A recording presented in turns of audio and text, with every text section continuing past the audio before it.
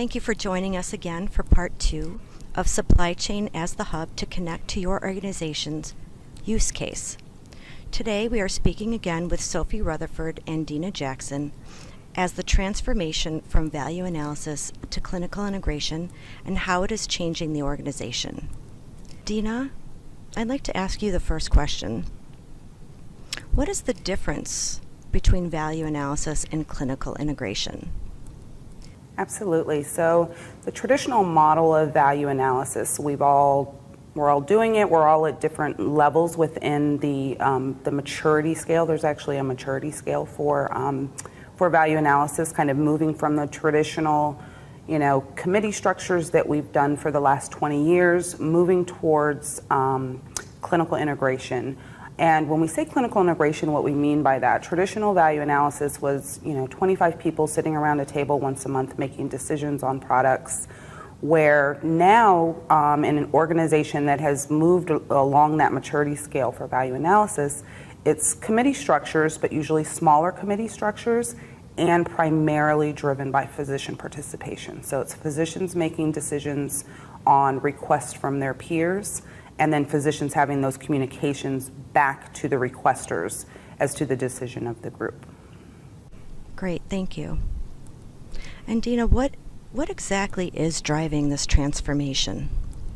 I think the big drive is, number one, it's the right thing to do. I think you do need clinicians talking to clinicians about decisions around product selection. Of course, one of the big drivers is the need to reduce cost in healthcare today. So in order to do that, we can't just approve everything that comes across the desk of supply chain. And, this physician wants it and, his buddy says it's okay and their department director signs off on it. And next thing you know, it's, we've added $500,000 in spend to the system. So we have to be very methodical about how we make decisions about products coming into the organization now.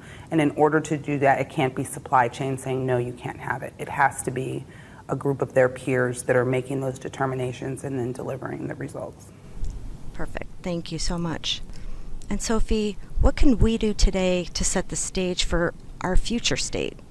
So setting the stage is having a plan is going to be the starting point. So creating that plan, identifying the teams, and then most crucial is having the tools and the technology that you need to deliver on those goals and those plans. Being a technology provider, you want to have access to data and have the ability to share that data within your organization and with the teams that are working on those projects. So, having the tools and the technology is key.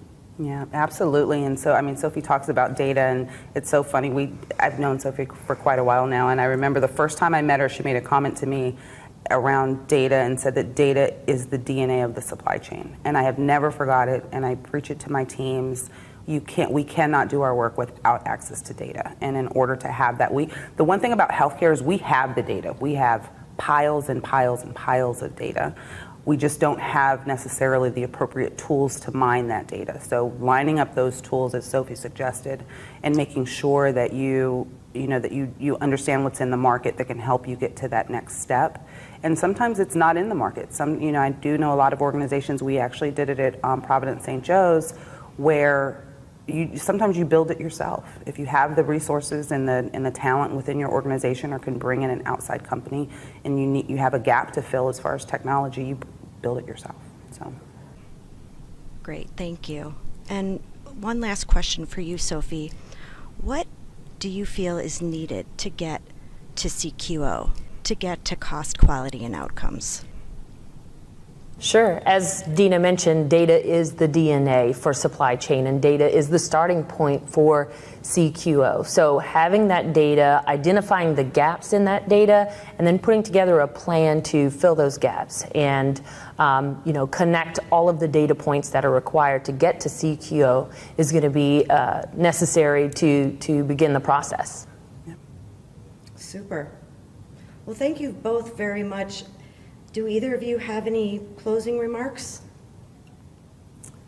Yeah, I think I'm happy to. So I think that one of the things that is important to know, and it doesn't matter where you are in the journey along that maturity matrix for your value analysis process, you've got to continue to make the steps. And it's pretty clearly defined you can walk through those steps, and you might be at level 1 on this, for one particular point, you could be at a level 3 on another, but you've got to continue to make those steps, because that's going to be the way that we continue to remove costs from the organization. Thank you very much.